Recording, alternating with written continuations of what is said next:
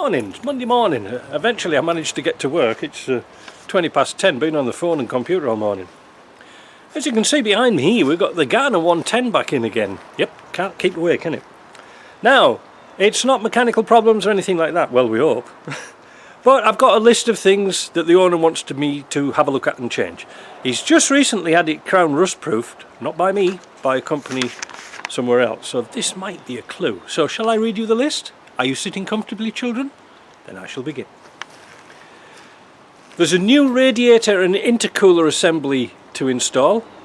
Easy. New hazard light switch to install. I'll have to get the book out for that one. New heater fan motor to install. Ooh, now that is tricky. More about that later. Recent problems. No heat in the truck at all. It's a Defender, what do you expect? Temperature gauge not working. Normal. Fuel gauge not working. Normal. Flashlight's not working. Normal. Brake light's not working. And reverse light not working. Seems to me there might be a fuse problem that could cure everything. So what I'm going to do, I'm going to get this in the shop, and as you can see in the background, we've had our first smattering of snow. Ooh, brr. So what I'm going to do, like I say, get this in the shop, but the purpose of this video is to answer a lot of people's questions on these. Yep, turbos, and why I don't touch them. A lot of problems on Land Rovers that have been neglected from oil changes and high miles and stuff like this is the turbo. Now this is what we call the cartridge. This has got the two whirly bit things on here. Now, why don't I rebuild them? Well, I'm going to include a little video off another site. It's only about 5 minutes. I'll try and edit it down a bit, but you'll see why. But it's a very high precision piece of equipment. And can you rebuild them? Well, you can get kits for them, but is it going to work? And I'm going to show you something very carefully. But here, in my hand here, is an old turbo. This one's knackered. Can you see where some things hit something in the turbo, in the exhaust? This is the exhaust side. Those fins should be straight, so that's knackered. On this side, you can see the fins, some things hit the fins on this side. That's knackered, thus rendering it knackered. So why don't you just rebuild them, Mike? Why don't you just get a kit? Well, as you'll see in the video, you can't balance them. These little chaps here, how they work, these exhaust gases coming from your exhaust manifold turn this round like this, which then turns this shaft here, which compresses the air coming in from your air intake through your filter into here, and then it goes into your intercooler and eventually into your engine. That's it, that's all it does. There's bearings and seals and things like this in here. Can you buy the kits? Yes, you can. So what we come into is something very crucial. These turn at a horrendous RPM. Modern turbos, 200, 250,000 RPM. That's quite a lot. The thing is, they are highly precision instruments and they require balancing. Because imagine, you know what it's like if you're driving around with unbalanced tyres on your car, it shakes like a defecating dog. Well, imagine this.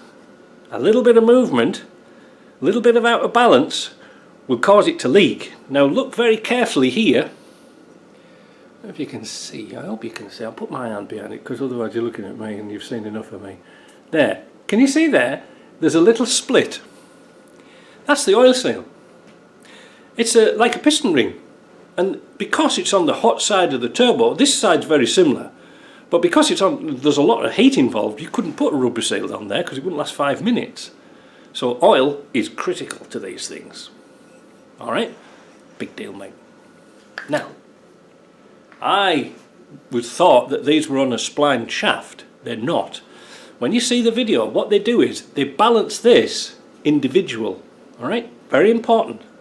Now, I want you to observe on here, if we can pick it up, the balance marks. where they've ground it. You see there's a chunk out of there, but most importantly, when we look at the back here, you can see where they've been reducing weight to balance it. Not only that, I had to sandblast these because I couldn't see them myself. On this impeller here, you can see there's a chunk missing out of there, and look very closely at the back. Where is it now? Here. You see where they've took two points of balance out of there to make that balance nice. Now, so what make them both balanced? But are they in sync with each other? And this is the point where you'll see the video. First of all, they balance this bit in a special machine. That's fine. But then they assemble the whole cartridge like this, all right? And then they put on this impeller, slide this on, because obviously you don't know what position that came off. And you could be out a little bit, you think, oh, well, I'll just take it off and put new seals in. Great. But if it's balanced in unison in one big piece, you know it's correct, because the bearings just run on this shaft here. There's a little bit of a bearing here as well, but principally there. Now, if this shaft worn, it's kaput. The bearings are just these things here. I destroyed a turbo to get all these bits out. It was an old turbo, got out of the scrap. But these are the bearings. They're like a little brass bush with holes in to let the oil in and stuff like that. And they run on. Get this bloody thing off. I've got it stuck now. They run somehow. Not on there. That one doesn't. Wait a minute. Maybe it's a different size. Yeah, there you go. So those bearings run on here. There's two races. You can hardly see them. There's only a few thousandths of an inch, 100,000th of an inch difference. It's undercut here in the middle. So those bearings run on there. Not much, is it? That's why you run them on dirty oil or old oil. It's knackered. And also, the heat in here is incredible. So the heat is transferred to your oil. Your oil is used for lubrication, and it's used to dissipate the heat. That's probably one of the reasons why the 300 TDI oil seal at the back seemed a good idea at the time, but it can't get rid of the heat. It all goes into the oil pan. Fins on the oil pan? Maybe. I don't know. So, unless you can balance this and this, they're a complete waste of time to repair. Do you want this to sort of start to shake and rattle and then grind and all the bits get sucked into your intercooler? I don't think so. I don't think it's worth the risk. Why? People in China land make these for about $100. AliExpress, I'll put a link below and you can see where they're made. Now, I've had them before and they've been very, very good. They're even knocking them out for like $60.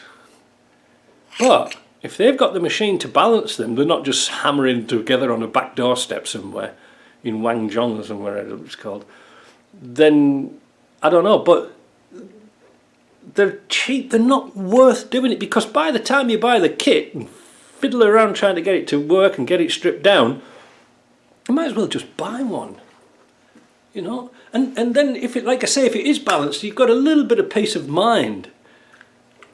They're very, very simple pieces of equipment. I mean, look, that's all it does. That's all it ever does. It doesn't go up and down, doesn't play tunes or anything like that.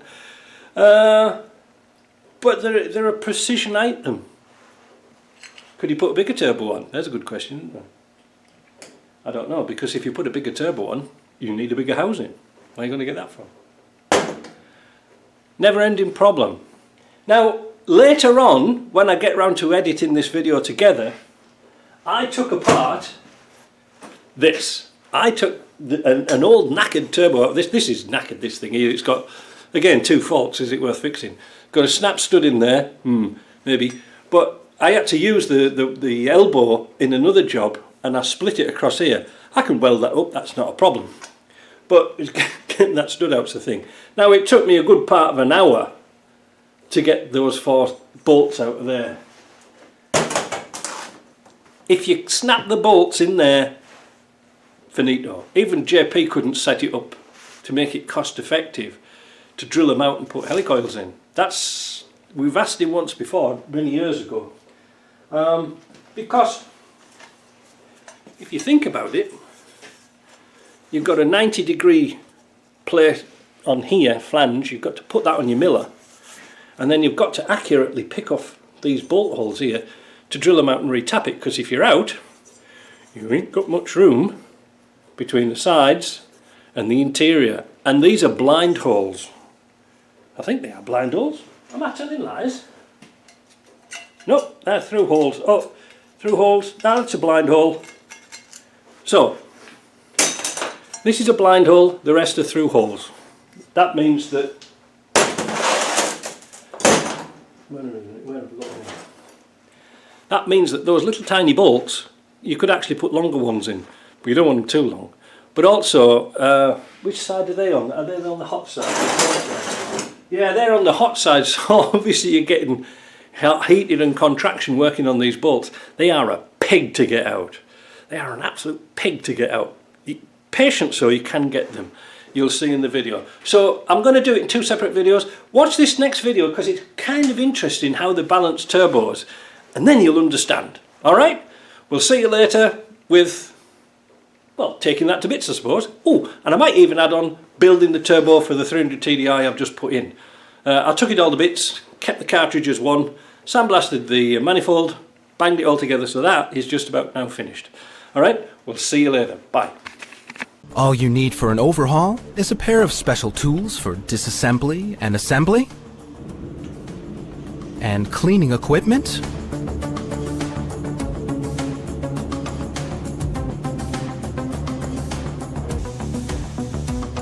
as well as the appropriate spare parts. The overhaul of the turbocharger can now begin. One of the most important steps in this process is the balancing of the individual components and the core assembly to achieve quality comparable to that of a new turbocharger. In the first step, the individual components and the rotating group are carefully balanced on the TB comfort. This greatly reduces the initial unbalance and is the basis for the next step. After mounting the rotor, the appropriate dimensions of the rotor are entered on the measuring instrument.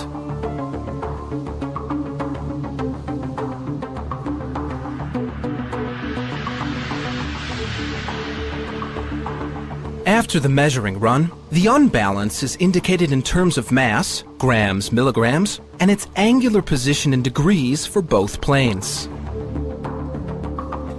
The rotor is marked in the corresponding angular positions.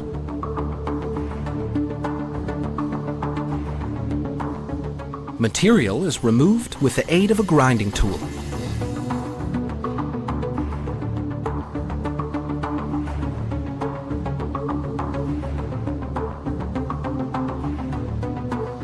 After a successful audit run, the compressor wheel is mounted to the turbine wheel shaft, thereby completing the entire rotating group.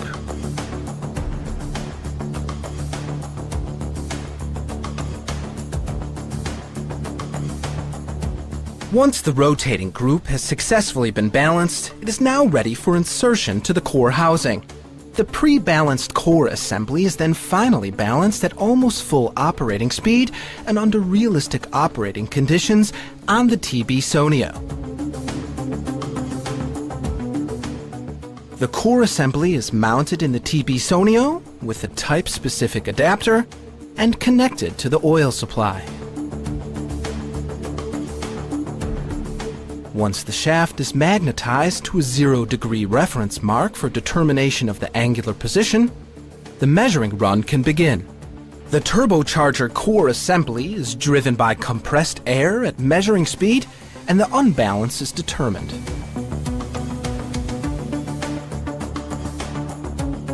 The core assembly is rotated to the corresponding angular position. This can be easily tracked on the measuring instrument using the electronic protractor feature. The unbalance correction is made directly on the machine.